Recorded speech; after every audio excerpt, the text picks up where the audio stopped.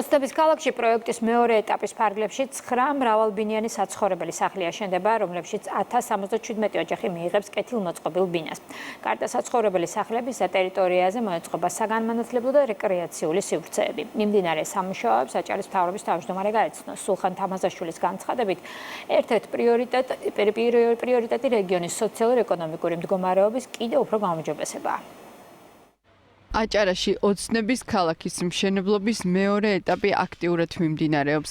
შენდება 9 მრავალბინიანი კორპუსი. საცხოვრებელი სახლების მესაკუთრე 1077 ოჯახი გახდება. აჭარის მთავრობის ერთ-ერთი მთავარი პრიორიტეტი კი სწორედ რეგიონის სოციალური თუ ეკონომიკური მდგომარეობის გაუმჯობესებაა.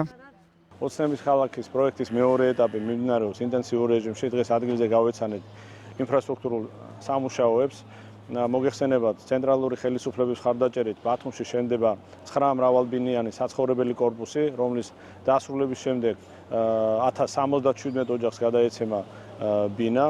ახალი ბინები სრულად აღჭურვილი იქნება გაზმომარაგებისა და წყალარინების ინფრასტრუქტურით. გარდა საცხოვრებელი სახლებისა მეორე ეტაპის ფარგლებში მოეწყობა საგანმანათლებლო და რეკრეაციული სივრცეები. პროექტი 2028 წლის პირველ ნახევარში დასრულდება.